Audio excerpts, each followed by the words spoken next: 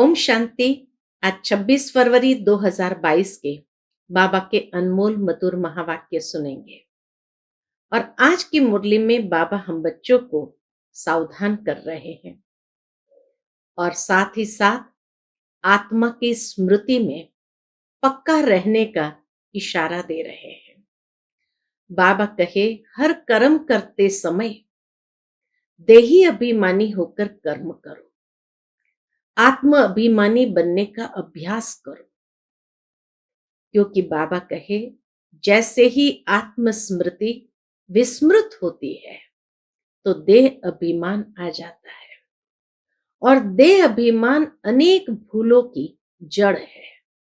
देह अभिमान के आने से अनेक विकार साथ में आ जाते हैं। इसलिए बाबा कहे, रोज अमृत वेले उठकर ज्ञान और योग की वाश धूप को जगाओ ताकि ये भूत भाग जाएंगे। सुनते हैं बाबा के मधुर महावाक्य। ओम शांति। मीठे बच्चे, रोज अमृत वेले ज्ञान और योग की वाश धूप जगाओ तो विकारों रूपी भूत भाग जाएंगे। आज की मुरली से प्रश्न है, कौन सी एक भूल अनेक भूतों को अंदर में प्रवेश कर देती है? उत्तर है, मैं आत्मा हूं। यह बात भूलने से अंदर में अनेक भूत प्रवेश हो जाते हैं। देह अभिमान का भूत सबसे बड़ा है, जिसके पीछे सब आ जाते हैं। इसलिए जितना हो सके देही अभिमानी बनने का पुरुषार्थ करो। आज की मुरली से पहले गीत बजा है, आज अंधेरे में है इंसान। ओम शांति। बाप बैठ बच्चों को इस गीत पर समझाते हैं। भगत भगवान से चाहते हैं, क्या चाहते हैं? कि भगवान आकर हमारी आंखों को अपना साक्षात्कार करा दे, अर्थात इन नैनों से हम ईश्वर के दिव्य स्वरूप को देखें। अब तुम बच्चे तो सन्मुख बैठते हो, तुमने ईश्वर को पाया है, इन आंखों से देखा है। ईश्वर को कैसे पाना होता है वह खुद ही आकर बताते हैं। ईश्वर खुद आकर बताते हैं ईश्वर को कैसे पाना होता है, अर्थात यह नॉलेज देते हैं, समझाते हैं इस तन के द्वारा।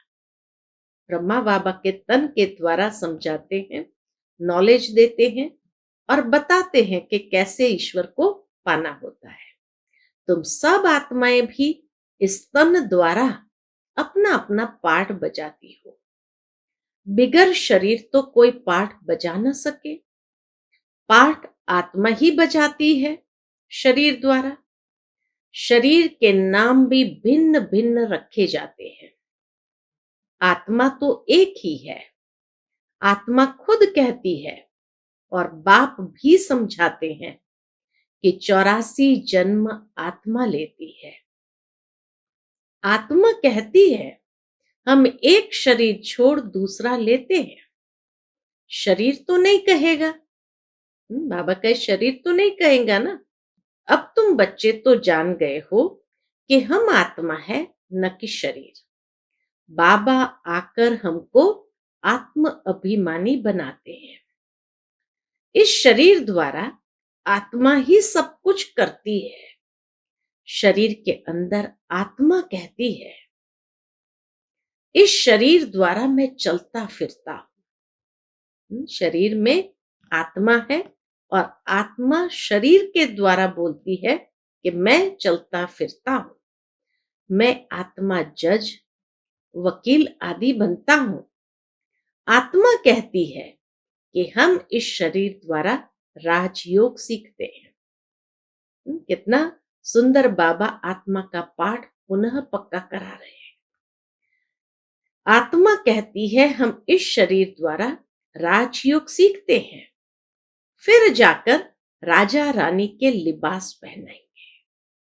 यहां राजयोग सीखेंगे और फिर आत्मा जाकर के सतयुग में राजा रानी के लिबास पहनेंगे, अर्थात चोला धारण करेंगे। अब तुमको आत्म अभिमानी बनाया जाता है। देह अभिमान में आना यही पहले नंबर की भूल है, जिससे फिर और भूलें भी होती है। इसको देह अभिमान का भूत कहा जाता है। हर एक मनुष्य में 5 भूत तो है जरूर। भूतों को भगाने के लिए ही वाशधूप किया जाता है। दुनिया में भूतों को भगाने के लिए वाशधूप किया जाता है। अब ये 5 विकारों के भूत को भगाने के लिए कौन सा वाशधूप करना है? तो बाबा कहते हैं इन 5 विकारों रूपी भूतों के लिए वाशधूप है ज्ञान और योग। ये वाशधूप है।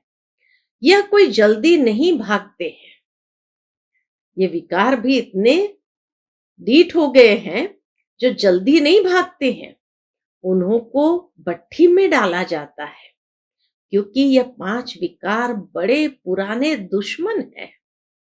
बाप कहते हैं बच्चे, तुम्हारे में इन भूतों की प्रवेशता हुई आधा कल्प हुआ है, जब से रावण राज्य चला है।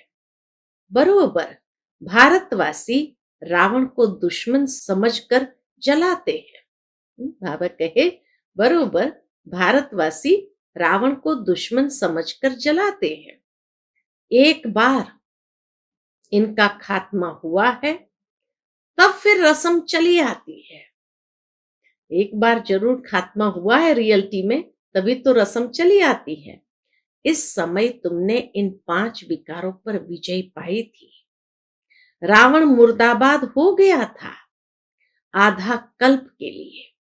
बच्चे कहते, फिर बाबा ये कब जिंदाबाद होगा?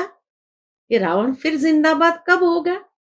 बच्चे, फिर आधा कल्प के बाद जिंदाबाद होगा। द्वापर से ये पुनः जिंदाबाद होगा। अपना राज्य करेंगे। कहते हैं ना राम राज्य चाहिए, तो अब कौन सा राज्य है? रावण राज्य है ना। सतयुग में रावण राज्य ही नहीं होगा, वहां होगा राम राज्य। अच्छा, राम राज्य के पहले पहले राजा रानी कौन थे? कितना सुंदर सिंपल शब्द में बाबा बताते कि अच्छा, राम राज्य के पहले पहले राजा रानी कौन थे? यह भी कोई जानते नहीं। राम राम कहते हैं तो राम को ऊपर ले गए, इसलिए कृष्ण से पहले राम को दिखा दिए कि त्रेता युग में राम और द्वापर युग में कृष्ण। तो राम राम कहते हैं तो राम को ऊपर ले गए, कृष्ण को नीचे ले गए हैं। सतयुग का तो जैसे उन्हों को पता ही नहीं है। तुम प्रदर्शनी में भी लिख दो। क्या लिखेंगे? कि हर एक मनुष्य में 5 भूतों की प्रवेशता है। कम से कम 7 रोज भट्ठी में रहे, तब यह भूत सब भागे। कम से कम 7 रोज भट्ठी में रहे, तब ये भूत सब भागे। उन्हों को ज्ञान और योग का धूप चाहिए। उनके सिवाय कभी मुक्ति जीवन मुक्ति पा नहीं सकेंगे। इस ज्ञान और योग का इंजेक्शन एक ही सर्जन के पास है। अब यह ज्ञान आत्मा को मिल रहा है। आत्मा समझती है कि बाबा हमको समझा रहे हैं, और कोई भाषा में ऐसे नहीं कहेंगे कि परम पिता परमात्मा हमको पढ़ा रहे हैं। बाबा कहे और कोई भाषा तो क्या, और कोई धर्म में ये बात नहीं कही जाएगी कि परम पिता परमात्मा हमको पढ़ा रहे हैं। भगवान खुद भी निराकार, तो बच्चे भी निराकार। निराकार इस साकार द्वारा साकारी बच्चों को ज्ञान दे रहे हैं। यह तुम अच्छी तरह जानते हो, परंतु बाबा के सब अच्छी तरह जानते हैं, परंतु क्या होता है, चलते चलते कई बच्चे भूल जाते हैं भूलने का भी पहला पहला कारण है देह अभिमान का भूत। उसको भगाने का अमृत वेले ही पुरुषार्थ करना है। अमृत वेले बाबा की याद अच्छी रहती है। कहते हैं सिमर सिमर सुख पाओ। अमृत वेले का ही कायदा है। भगत लोग भी अमृत वेले ही सिमरण करते हैं। गाते हैं ना, राम सिमर प्रभात मोरे मन। आत्मा बुद्धि को कहती है कि राम सिमरो। भक्ति मार्ग में तो ऐसे ही टोटके बनाते हैं। वह कोई रियलिटी में नहीं है। समझते नहीं कि काम भी भूत है।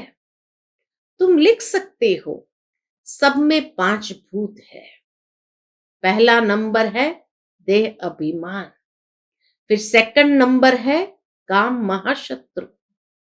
आगे स्कूल में भी पढ़ाते थे कि तुम आत्मा हो, ये शरीर 5 तत्व का बना हुआ है। आत्मा अविनाशी है, शरीर विनाशी है।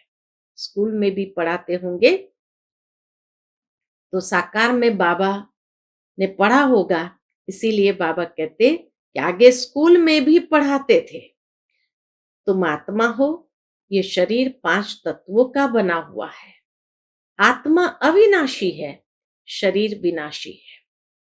अब तो ये पढ़ाई आदि कुछ नहीं है। अब तुम बच्चों को पूरा पूरा परिचय दिया जाता है।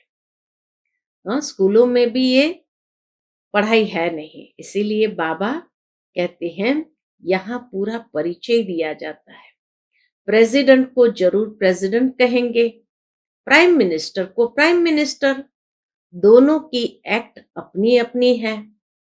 वैसे परम पिता परमात्मा और फिर त्रिमूर्ति, उन्हों की भी एक्ट अपनी अपनी है।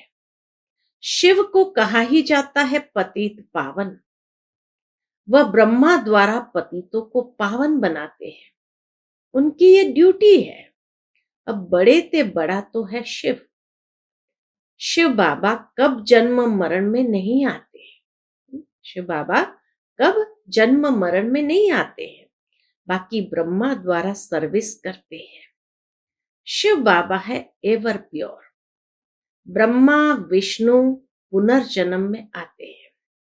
शिव बाबा तो करण करावनहार है। इस समय बाबा मीठे झाड़ का सैपलिंग लगा रहे हैं। जो और धर्म में कन्वर्ट हो गए होंगे वह सब निकल आएंगे। तो यह इतनी समझाने नया कोई समझ न सके। ये सारी है डिटेल की समझाने। 7 रोज भट्ठी में पड़ने के सिवाय मुक्ति जीवन मुक्ति कोई पा नहीं सकते। तुमने भी भूतों को निकालने के लिए कितनी मेहनत की है। बुद्धि जब पवित्र हो तब ज्ञान अमृत ठहर सके। जब तक बुद्धि रूपी पात्र पवित्र न हो तब तक ज्ञान अमृत ठहर न सके। तो इसीलिए बाबा कहे बुद्धि जब पवित्र हो तब ज्ञान अमृत ठहर सके। तुम बच्चे समझ सकते हो तो बरोबर बाबा की याद भूल जाती है। बहुत देह अभिमान आने से फिर मित्र संबंधियों आदि तरफ लव चला जाता है। कोई को भी मोह का भूत न आए। बाबा कहे कोई को भी मोह का भूत न आए। बाबा को कितने ढेर बच्चे हैं, मोह की बात ही नहीं। जानते हैं आत्मा कभी मरती नहीं, मरने का ही डर रहता है। आत्मा भी अविनाशी है, परमात्मा भी अविनाशी है। वह जन्म मरण में नहीं आता। बाबा कहते हैं मैं इस शरीर का लोन लेता हूं। मेरे रहने से इनको बहुत फायदा है। शिव बाबा के रहने से ब्रह्मा बाबा को भी बहुत फायदा है। इनकी आयु बढ़ जाती है, गुलगुल हो जाता है। इनकी सब खामियां खत्म कर बिल्कुल नया बना देता हूं। शिव बाबा इनकी सब खामियां खत्म कर बिल्कुल नया बना देते हैं। बाबा तो है ही सुखदाता। मेरे कारण ये योग सीखते हैं, तब तो तंदुरुस्त बन जाते हैं। किसको गाली देना, गुस्सा करना, ये सब आसुरी स्वभाव है।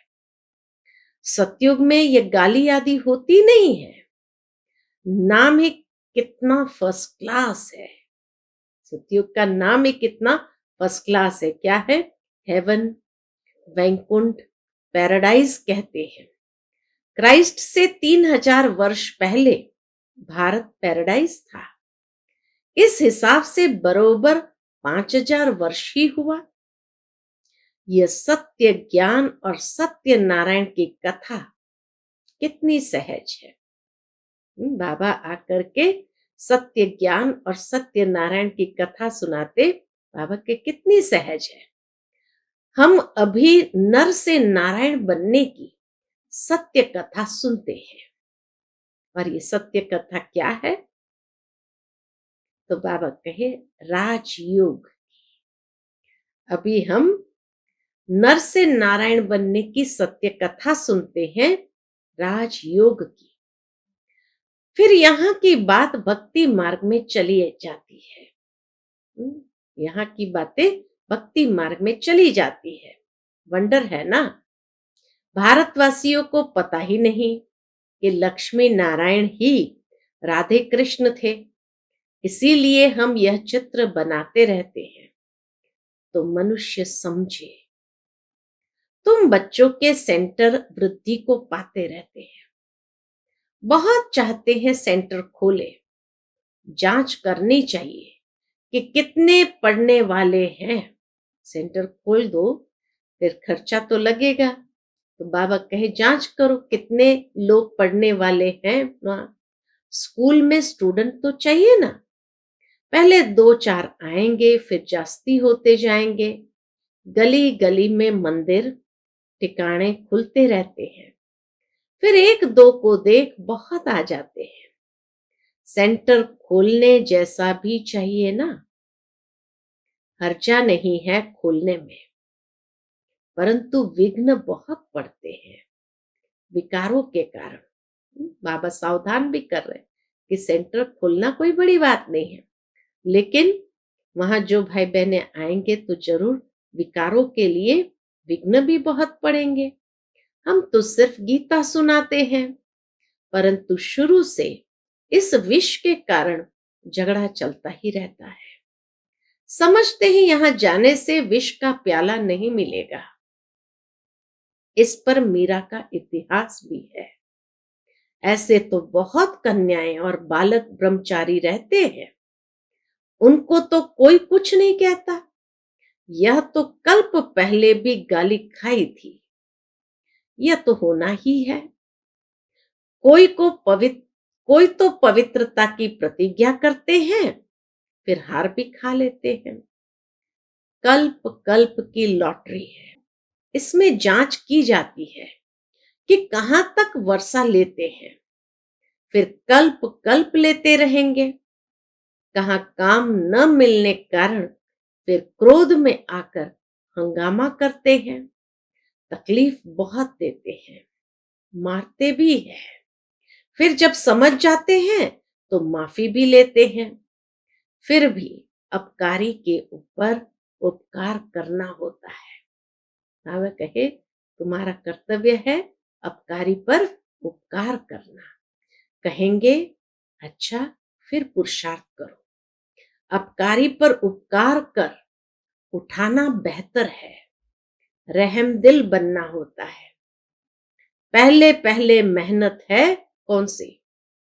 पहले पहले मेहनत है आत्म अभिमानी बनने की।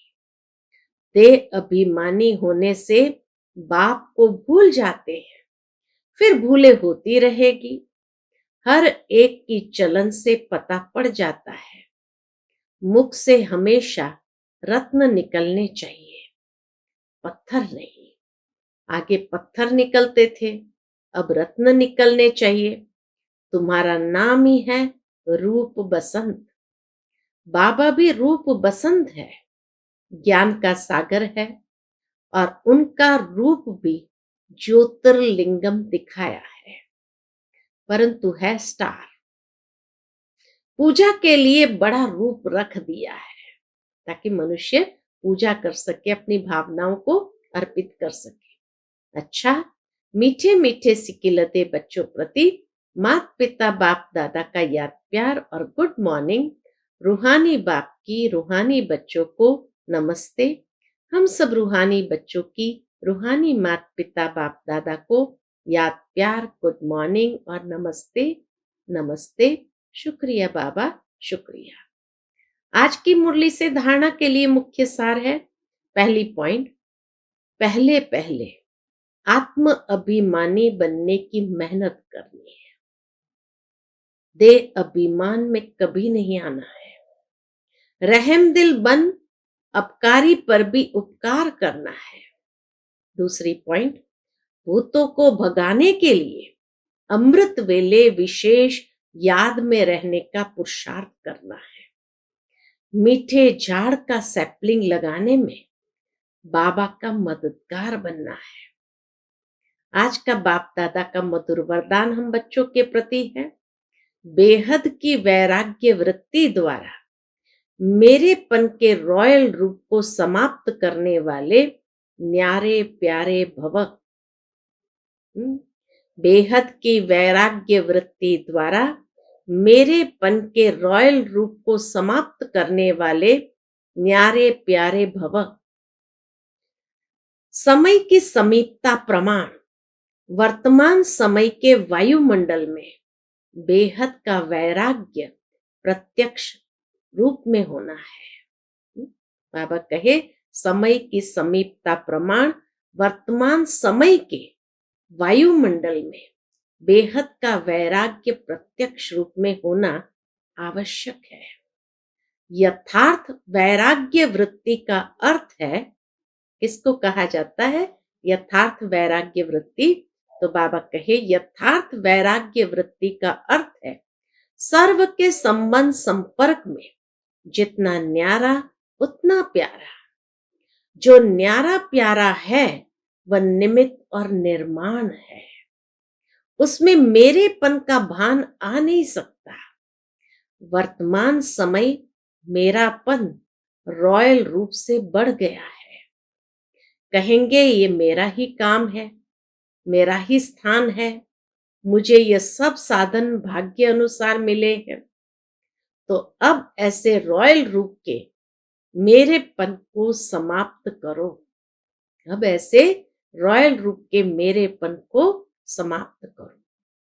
आज का स्लोगन है, पर चिंतन के प्रभाव से मुक्त होना।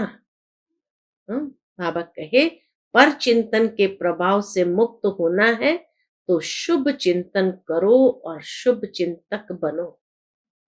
पर चिंतन के प्रभाव से मुक्त होना है तो शुभ चिंतन करो और शुभ चिंतक बनो। आज मातेश्वरी जी के अनमोल महावाक्य है कि हम ब्राह्मण कुल का छोटा सा संसार है। गीत बजा था, मेरा छोटा सा देखो ये संसार है। तो मम्मा कहे, ये गीत किसी समय का गाया हुआ है। यह गीत किसी समय का गाया हुआ है, क्योंकि इस संगम समय ही हम ब्राह्मण कुल का छोटा सा संसार है। वो हमारा कौन सा परिवार है, वह नंबरवार बतलाते हैं। हम परम पिता परमात्मा शिव के पोतरे हैं, ब्रह्मा सरस्वती की मुख संतान है और विष्णु शंकर हमारे ताया जी है। तो मम्मा कहे, विष्णु शंकर हमारे ताया जी है और हम आपस में सभी भाई बहन ठहरे। यह है अपना छोटा सा संसार। इनके आगे और संबंध रचा ही नहीं है। इस समय का इतना ही संबंध कहेंगे। देखो हमारा संबंध कितनी बड़ी अथॉरिटी से है। हमारा ग्रैंड पप्पा है शिव, हमारा ग्रैंड पप्पा है शिव। इनका नाम कितना भारी है। वो सारी मनुष्य सृष्टि का बीज रूप है।